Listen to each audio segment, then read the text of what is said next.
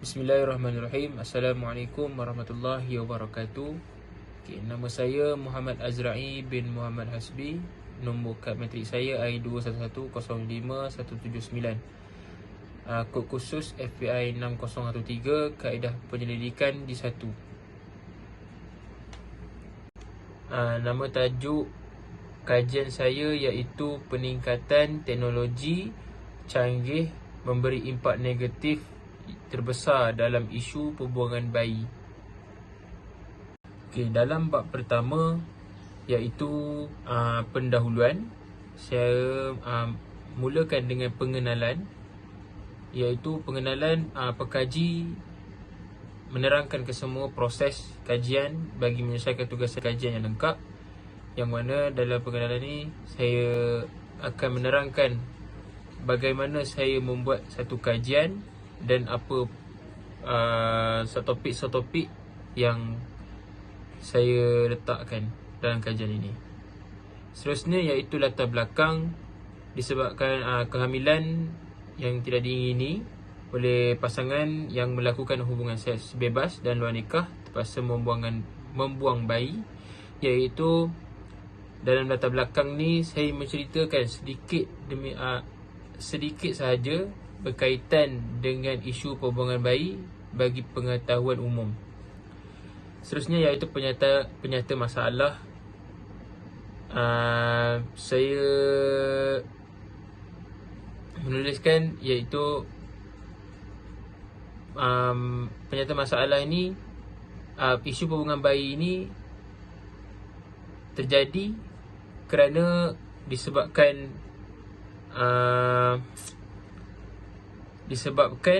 rasa malu seseorang itu ataupun takut yang menyebabkan hamil luar nikah dan terpaksa ia membuang bayi itu kerana mereka tidak mahu malu dan tidak mahu dipandang rendah oleh masyarakat sekeliling. Seterusnya iaitu saya akan masuk pada objektif kajian dengan persoalan kajian. Dalam objektif kajian saya membuat 3, iaitu mengetahui kadar peningkatan isu perbuangan bayi meningkat dalam setiap tahun. Yang kedua, faktor peningkatan teknologi menyebabkan isu perbuangan bayi ini terus meningkat. Yang ketiga, mencari jalan penyelesaian untuk mengurangi isu perbuangan bayi ini terus meningkat. Seterusnya persoalan kajian iaitu mengapakah isu perbuangan bayi ini terus meningkat dalam setiap tahun. Yang kedua iaitu adakah peningkatan teknologi menyebabkan isu perbuangan bayi meningkat. Yang ketiga, mengenal pasti langkah-langkah bagi membendung masyarakat dalam isu perbuangan bayi. Seterusnya saya akan masuk pada sorotan kajian, yang mana dalam sorotan kajian ni saya mempunyai sebanyak 24 sorotan kajian dalam proposal. Tapi dalam slide ini saya hanya meletakkan 3 sebagai contoh saya. Bagaimana saya buat sorotan kajian ini? Yang pertama sekali, saya akan menceritakan, kalau kita tengok dalam sorotan ini, yang pertama saya meletakkan nama penerbit iaitu oleh Aziati Muhammad Nazim, Farizah Mat Syam dan Salasiah Hanif Hamzah. Yang mana seterusnya saya akan letakkan tahun terbitan iaitu 2013 dan meletakkan tajuk jurnal itu yang bertajuk Ciri Remaja Berisiko dan Mengenal Pasti Ciri-ciri Remaja Berisiko. Seterusnya saya meletakkan kaedah penulisan yang berbentuk kualitatif. Seterusnya, kaedah kepustakaan adalah asas utama dalam penulisan ini yang menganalisa secara induktif dan diduktif, menggunakan dalil-dalil Al-Quran dan hadis sehingga mencapai satu kesimpulan yang kukuh dalam mengenal pasti ciri-ciri remaja berisiko. Lepas itu, dapatan kajian hasil penulisan mendapati bahawa ciri-ciri berisiko yang paling dominan dan kalangan remaja berisiko ialah mereka yang terdiri daripada kumpulan yang mempunyai keluarga yang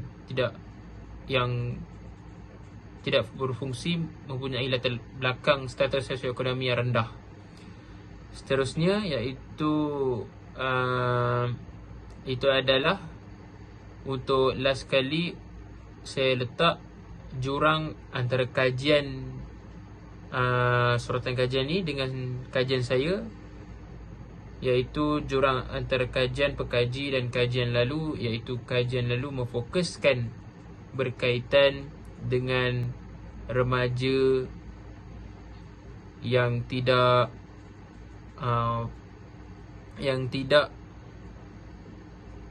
mendapat kasih sayang keluarga yang mencukup.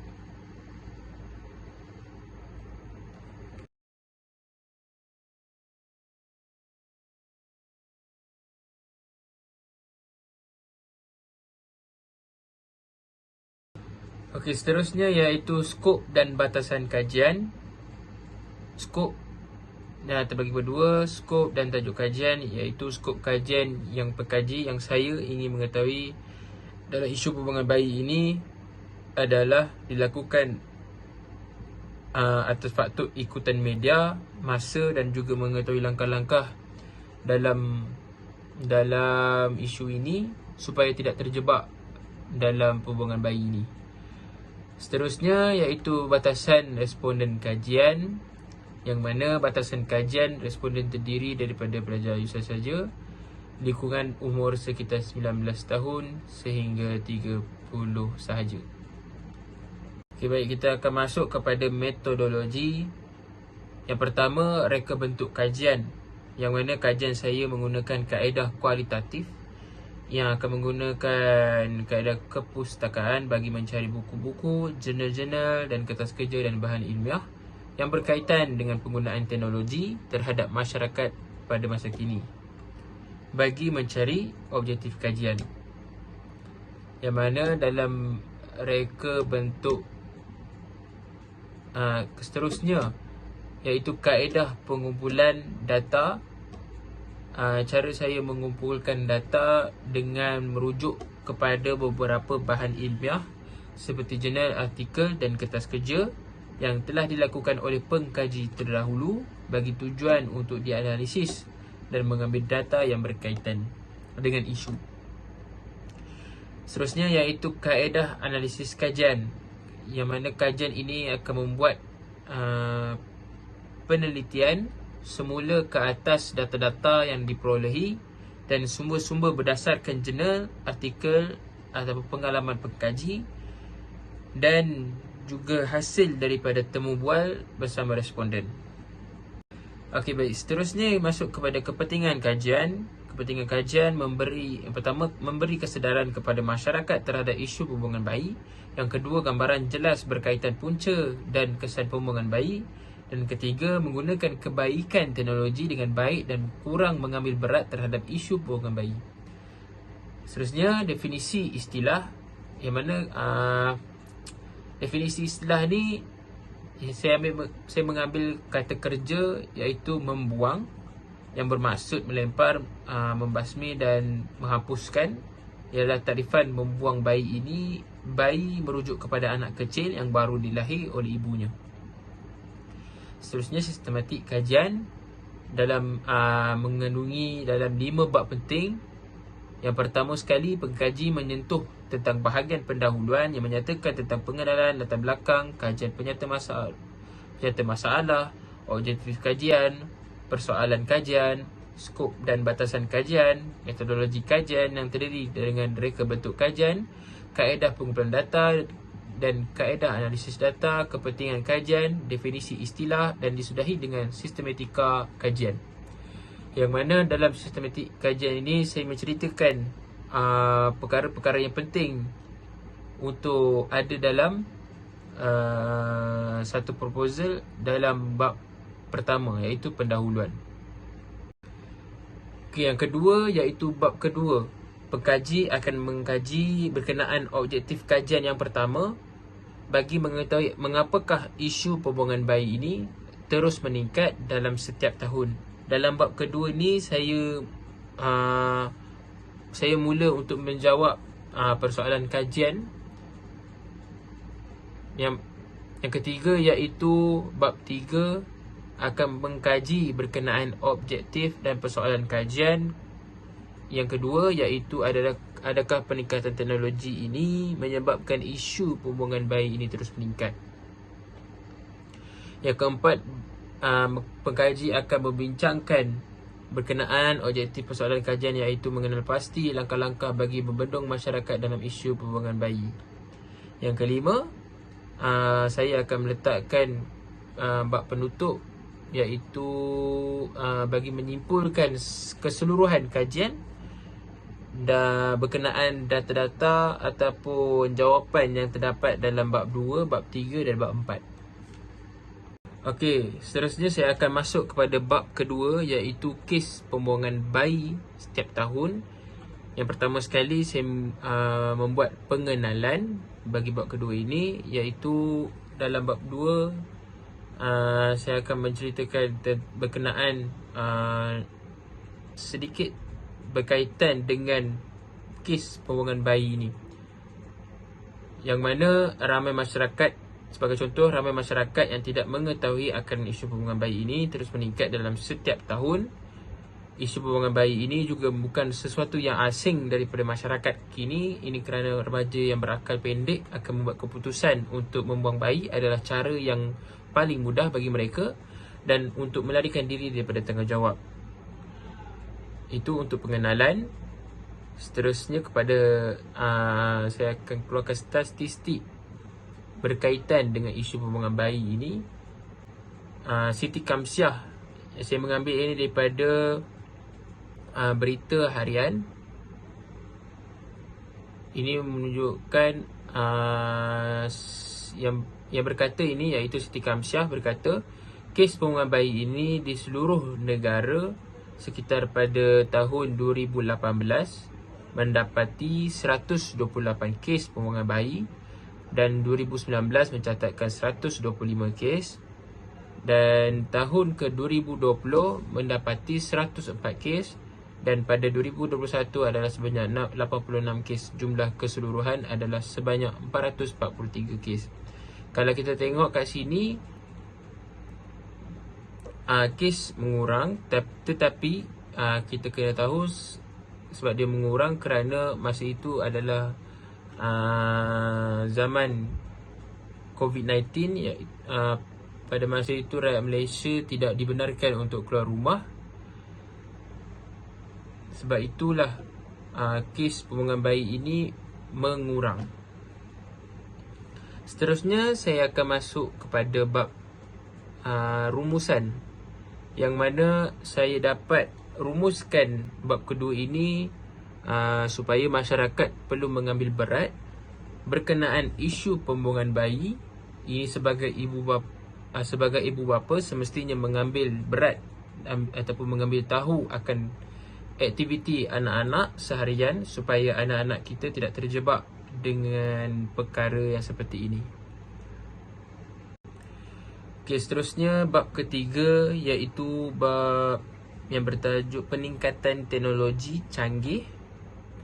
Saya akan dalam pengenalan generasi pada hari ini rata-rata mengetahui akan media sosial, yang mana semua pada zaman sekarang, remaja zaman sekarang ada mempunyai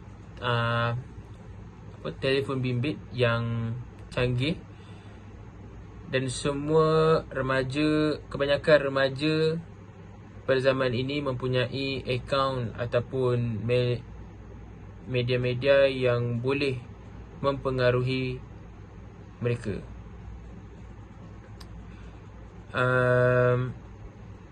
Dalam definisi alam maya iaitu dunia virtual yang telah terwujud sejajar dengan kemajuan teknologi pengetahuan yang telah mengiringi masyarakat pada era kini ke arah yang semakin moden dan canggih. Seterusnya, penggunaan teknologi, kita perlu menggunakan teknologi ini dengan berhemah,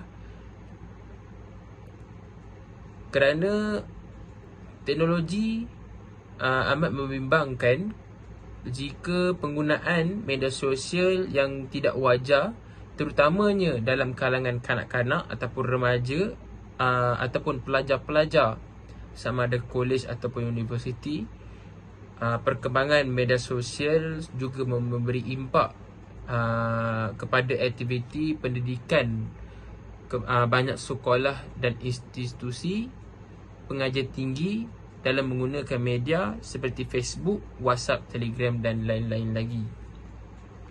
Sebenarnya rumusan dalam bab yang ketiga ini, iaitu yang saya dapat simpulkan, iaitu sebagai individu yang bertanggungjawab ataupun sebagai kita masyarakat yang bertanggungjawab, perlulah sentiasa cakna berkaitan semua aspek, lebih-lebih lagi dalam perkara yang boleh menjejaskan perilaku ataupun tingkah laku dan adab, sememangnya ia adalah perbuatan perkara membuang bayi ini adalah perbuatan yang buruk dan tidak baik dan berdosa dalam agama Islam. Okay, seterusnya kepada bab yang keempat yang menjawab persoalan kajian dan objektif kajian yang bertajuk punca dan penyelesaian isu perbuangan bayi ini terus meningkat. Kalau kita tengok pengenalan dalam isu perbuangan bayi ini, isu perbuangan bayi ini sering ditulis di dalam akhbar. Kini dengan perkembangan teknologi yang canggih menyumbang kepada kemajuan dan dalam penggunaan media sosial seperti Facebook, TikTok ataupun Twitter dan lain-lain. Dan seterusnya, pihak terlibat punca masalah telah disiasat dan dikenal pasti bahawanya secara harfiahnya selalunya kanak-kanak yang terlibat dalam perkara ini ataupun remaja dalam kejadian perbuangan bayi ini, dan bukan mereka yang cukup umur, yang bermaksud yang lebih tua lah. Seterusnya dalam punca-punca dalam dan penyelesaian bagi isu perbuangan bayi ini, iaitu dalam yang pertamanya iaitu didikan agama. Didikan agama ini kita perlu mengambil berat bagi menyelesaikan perkara ini. Ibu bapa perlu memainkan peranan yang dengan cukup, dengan baik dalam mendidik anak-anak demi mencorakkan kehidupan mereka, supaya mereka dalam landasan ataupun mengikut ajaran yang ditetapkan oleh agama Islam. Yang kedua iaitu berpunca daripada kurang kasih sayang daripada keluarga, yang mana kurang kasih sayang daripada keluarga ini, kasih sayang daripada keluarga ini amat penting. Ini kerana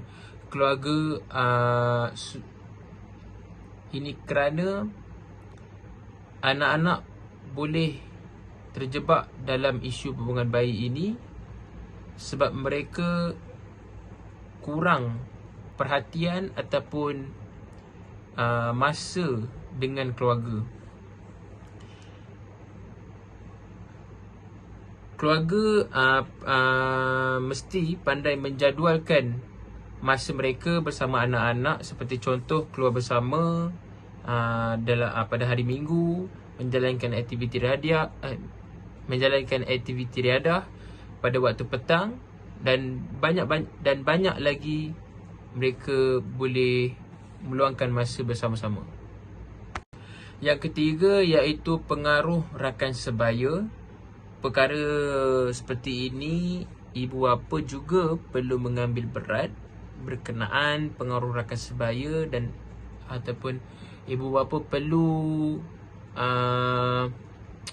mengambil tahu tentang siapa anak-anak mereka yang berkawan, kerana perkara seperti ini dapat dibendung apabila memilih rakan yang salah dan mengajak kepada perkara-perkara yang tidak baik dan berdosa. Seterusnya, saya akan masuk pada rumusan bab yang keempat ini, iaitu bagi menyelesaikan masalah isu pembuangan bayi. Ini berpunca daripada tiga-tiga perkara yang saya sebutkan tadi, yang mana punca pembuangan bayi ini harus dilaksanakan oleh semua pihak, bermula dengan ibu bapa, guru-guru serta badan bukan kerajaan dan kerajaan.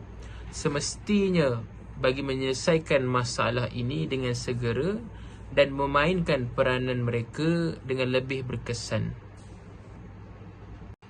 Seterusnya, bab yang kelima, iaitu penutup. Saya buat dalam bab penutup ini iaitu ringkasan kepentingan kajian. Yang kedua, kajian masa hadapan dan kesimpulan.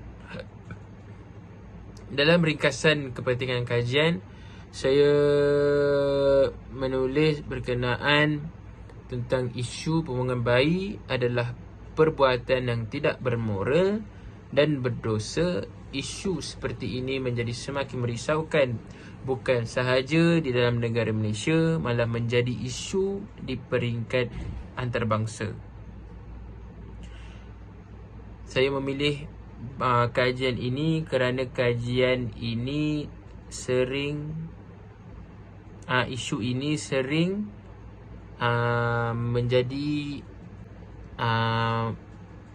menjadi perkara yang tidak bermoral yang telah melandai pada masa kini. Seterusnya iaitu kajian masa hadapan. Supaya kajian yang berkenaan isu ini dapat ataupun mendapat jalan penyelesaian yang berkesan untuk membendung masalah ini tidak berlarutan. Saya berharap supaya kajian ataupun isu ini dapat dilakukan oleh pengkaji-pengkaji yang akan datang dalam mencari jalan penyelesaian yang terbaik bagi menyelesaikan masalah ini terus meningkat. Seterusnya, yang terakhir sekali iaitu kesimpulan. Yang saya dapat simpulkan kesemua bab ini iaitu teknologi canggih ialah menjadi antara penyumbang kepada isu pembuangan bayi ini terus meningkat apabila pengguna teknologi yang tidak berhemah dan mengguna teknologi dengan kepada perkara-perkara yang tidak baik ataupun tidak berfaedah. Dalam surah Al-Isra ayat yang ke-32, saya sertakan juga yang berbunyi wala taqrabuz zina innahu kana fahishatan wa sa'a sabila. Dan janganlah kalian mendekati zina, larangan untuk melakukannya dengan jelas lebih keras lagi. Sesungguhnya zina itu adalah perbuatan yang keji dan seburuk-buruknya jalan. Seterusnya, pengkaji saya berharap agar masyarakat kini dapat sama-sama mengurangi isu pembuangan bayi ini terus meningkat dan menggunakan teknologi canggih pada masa kini dengan cara yang berfaedah dan ke arah yang positif. Yang terakhir sekali iaitu rujukan. Saya sertakan juga contoh-contoh bagaimana saya membuat rujukan. Yang pertamanya, rujukan saya meletakkan nama penerbit. Sebagai contoh, Azizi Yahya dan Muhammad Jumat Aliju. Seterusnya saya letak tahun terbitan iaitu 2016 dan tajuk jurnal beliau iaitu Pengaruh Negatif Rakan Sebaya, dan tempat terbit jurnal ini pada di Fakulti Pendidikan Universiti Teknologi Malaysia. Okey, sekian daripada saya. Saya memohon maaf jika ada kesilapan saya ataupun bahasa saya dalam pembentangan ini. Sekian daripada saya. Assalamualaikum warahmatullahi wabarakatuh.